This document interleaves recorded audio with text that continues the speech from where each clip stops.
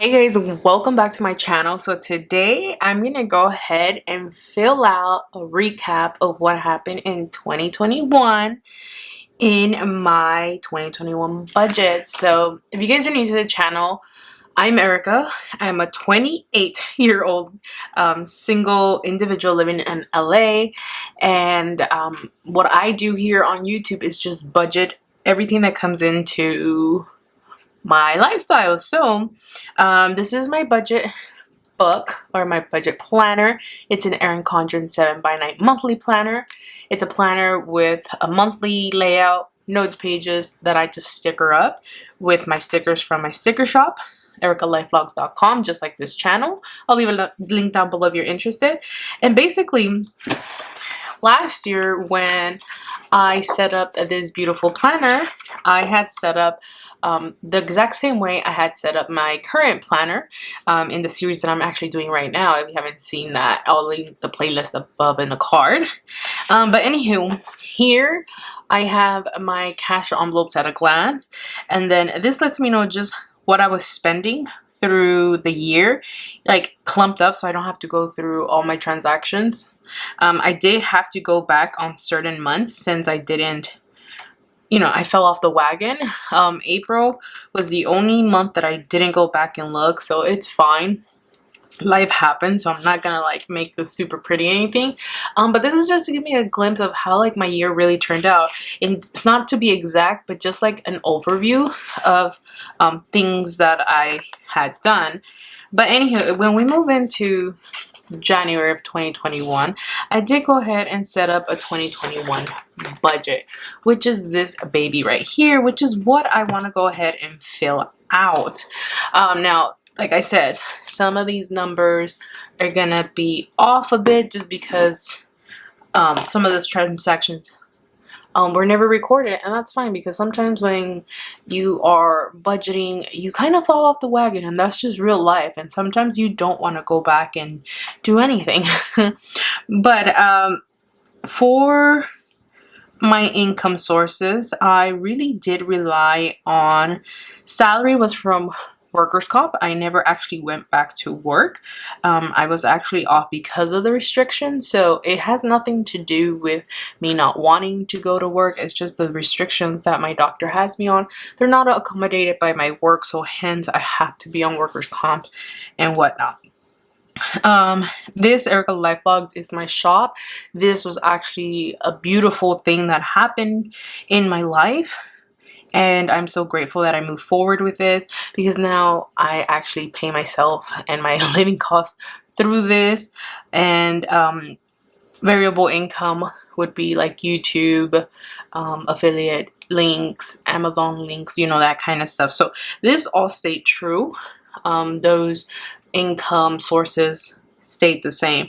I did go ahead and try to make this zeroed out, so I would at least have to make 50 grand to make all of this possible. Now there were a couple of things that happened that at the end kind of skewed all these numbers. One, I moved. Two, I had new cars, paid off debt, became a single individual. A lot of things factored into all of this nonsense. So today I'm just going to be here to update all these numbers. Now I did go ahead and go on the side and add up all of these categories, except for the cash envelope system. I'll do that in a bit. But let's get started because these are going to be my actuals of what I paid this year. So let me go ahead and zoom you guys in.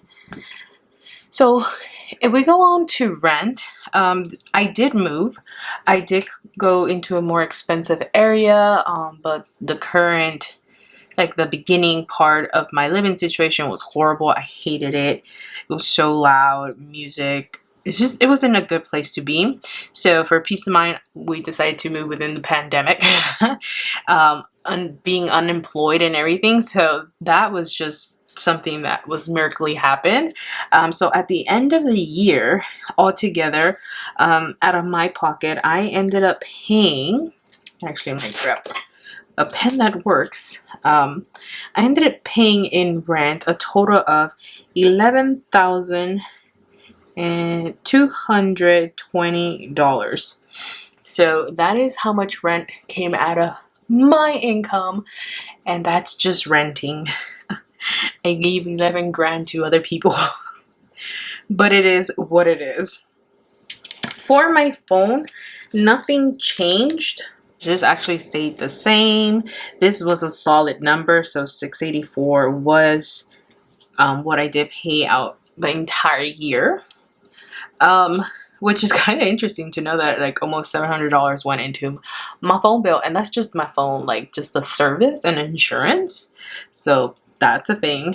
Health benefits, for some strange reason, when I was going through the months, my insurance changed from about $132 to $134 in May. And I didn't catch that, which was weird. So at the beginning of the year, I started out with having a monthly payment of $131 or $132 around there. And then by May, it ended up being $134. So I'm not sure if that was because we had a retro pay situation at work or what happened, but I found that so weird and I didn't catch it. But anywho, the health benefits include medical, dental, vision, life insurance, and that's it. So for that, I paid a total of $1,606.40, and that's just for me. As you guys can see, when I had done the original plan, it was supposed to be $1,596, but with the switch mid-May, it ended up being $1,600, which was kind of crazy. For my mom's Bank of America debt, if you guys didn't know, I did had a shared credit card with my mom. I did end up paying her in full, and I don't think I was planning on becoming debt-free, I believe. I'm not sure, at least not with her card. So I did estimate to be like $660 of what I would pay. So I think what I did was, I think I sent her, I always sent her like $100, and I did that until July, and after that I paid off the balance that I owed her. So in total, I ended up paying $3,400 towards my mom's debt, which I got out of. So yay me. Natural gas, I thought it was going to be kind of like a lot. I don't know why I estimated $300. I think I was still like counting $25, like what I would do in my previous apartment. But when I moved here, it dropped significantly. So for the entire year of 2021, my natural gas total ended up being $124.56, which was amazing compared to the $300 that I had budgeted. Now, for my car payment, I didn't think I was gonna do the whole amount. I think this is what happened. Like, I think I thought I was gonna pay everything off here, but for car payments, I was gonna do that. But in total, for 2021, this is gonna be tricky because I honestly don't know how much I paid because I deleted the app. I deleted everything. Like, once I got my payoff one, I paid off my car, like it's in its entirety, and I did that in 2021. So yeah, I got my car of June of 2020, I believe, and I paid it off in, was it August or July, somewhere, same thing, June. Maybe, who knows when I became debt free. I think it might have been June. It took me a whole year to pay it off. And in total, I'm just gonna go put it here. My car ended up being $10,096. I think I'm missing another zero around here. But that's how much my car ended up being, and I paid that off in a year. So I'm just gonna leave it as that. Because this was a whole scenario right there. For car insurance, this actually was based off on my old car. So I wasn't planning on buying a new car, but my car kind of tried to kill me in the freeway scenario like that. So I ended up buying a new car, and it had to be full coverage because, you know, I did buy on credit. So at the end of the year, I ended up paying, let's see, a total of $1,332.85 for car insurance.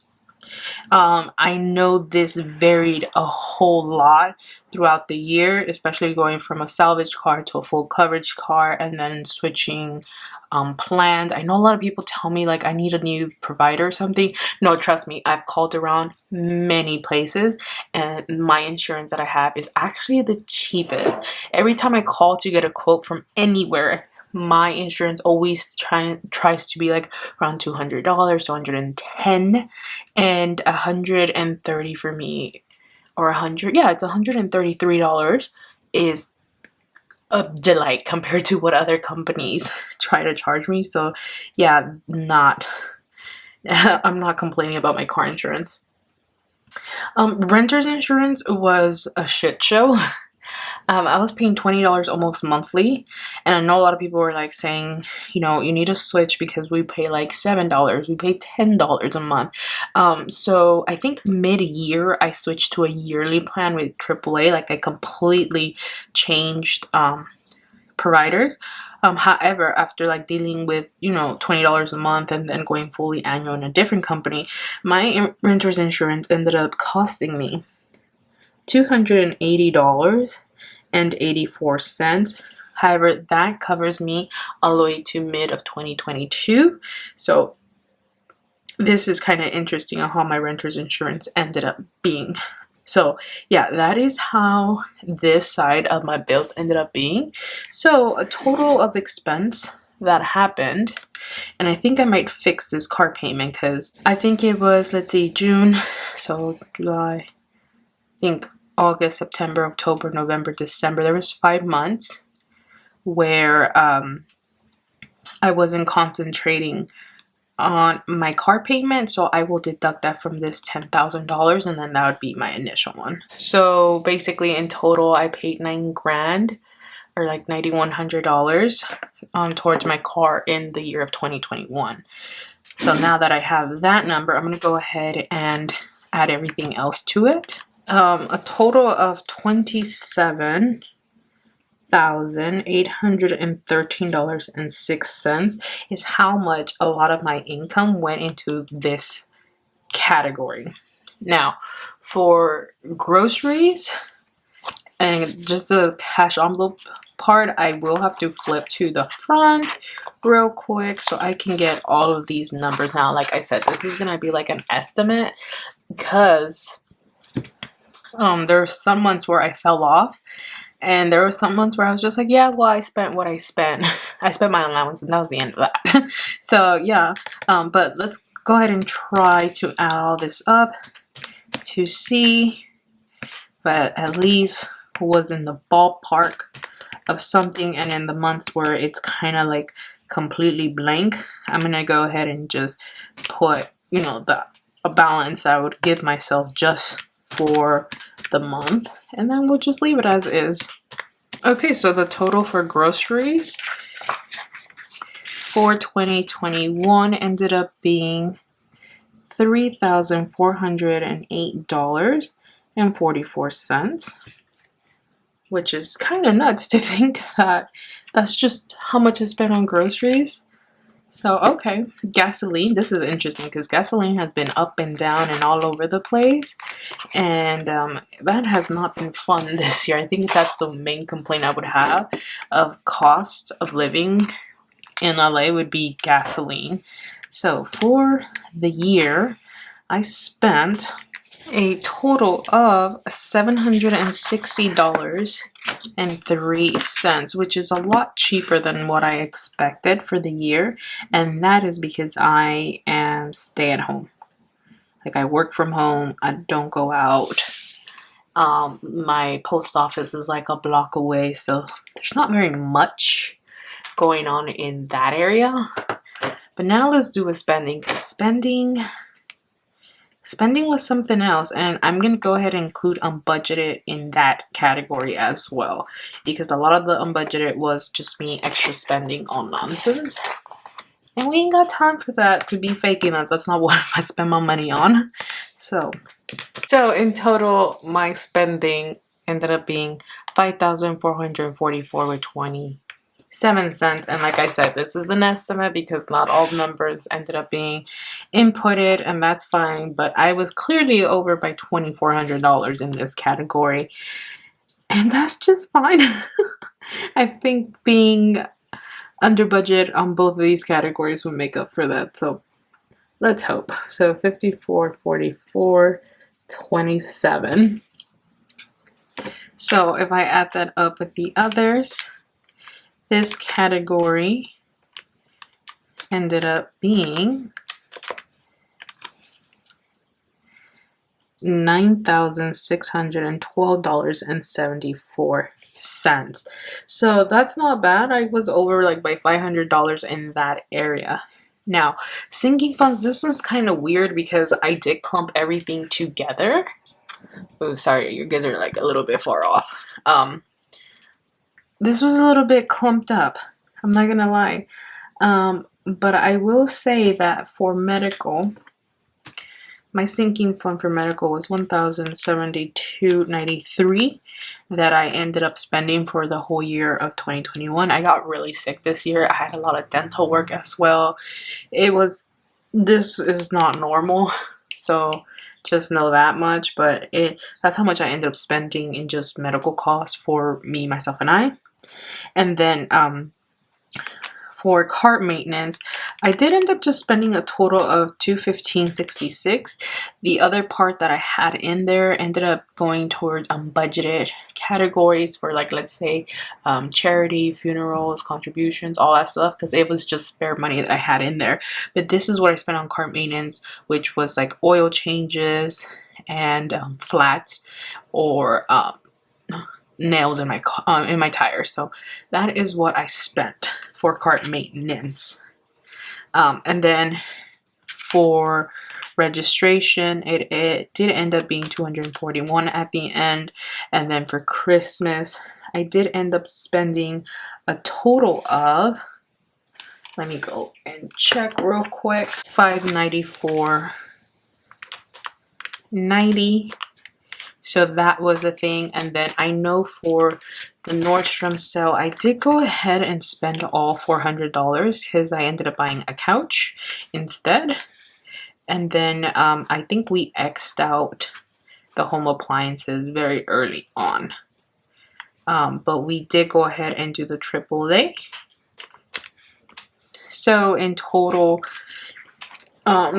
for sinking funds, I did go ahead and spend $2,608.49. So that is there, just like that. Now for debt payoff, I'm not going to include it since I did include it in these little sections. So I'm just going to leave it blank. Now, savings plans, you guys, I have big hopes for savings right here. For my 401k, I actually didn't contribute that. That's like the employee scenario, and I don't know, I just couldn't figure out how to contribute to my 401k while being on workers comp. I had no clue. But for my Roth, for my actually my SEP IRA, that's what it is. It's my self-employment IRA. I did end up contributing a total of, which I did surpass that. I did end up doing $4,900 to that area. I did want to max it out.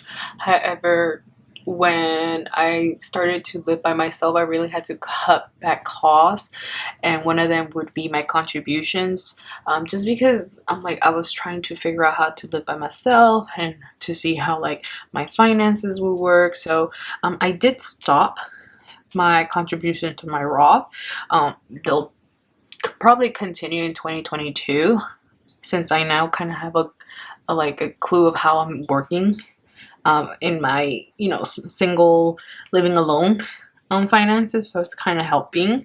And then for my emergency fund, I did actually just end up contributing a total of $7,618. So I did fully fund for 3 months, and that was it. So that was all the savings I did for the year that pertain to these categories, and not like, let's say, like my shop savings or anything like that. That's just, you know, my IRA and then like emergency fund. So in total, I ended up saving a total of $12,518, which I think I calculated this wrong. I think I was trying to put 15,000. So I was kind of like $3,000 off. So in total this year, if I add up all these categories, about $52,000. Yeah, about $52,000 did go ahead and get consumed within all of these categories. So that's pretty nice. I mean, I was expecting to at least have to make 50, but in reality, about 53,000 got consumed. So at least, you know, that goal was met. So that was nice. So now that I have that, I can now go ahead and just build my 2022 budget, which I will go ahead and do in the next video because this video is long enough. But it makes me realize, like, you know, items that I wouldn't mind just Xing out of here. So I know for sure I no longer have to put like debt on here. It's out of here. This part right here for debt payoff gone as well. So 2022 budget will look very, very more condensed in this, and I'm pretty happy for it. So yay, I hope you guys enjoyed this. At least you guys got a glimpse of how much some of my finances got consumed over here. And yeah, at least I get to see like this category. Oh, my cash envelopes really like be defined. I know spending will forever be an issue in my life. Like, there's just no way. There's no way that I can ever like minimize that. Like, I'm a spender at heart. But I'm really happy about my savings. Hopefully this year I get to max out my IRA, and hopefully I'll figure out this 401k contribution, honestly. Anyway, thank you guys so much for watching, and I will catch you guys in my 2022 budget setup, so watch out for that. Okay, love you guys. Don't forget to like, comment, and subscribe if you haven't done so already. Check the links down below in the description box for anything that you guys saw on here, and click on the iCard so you guys can see all the playlists of all the previous budgets that I've done. Okay, catch you guys in the next one. Bye!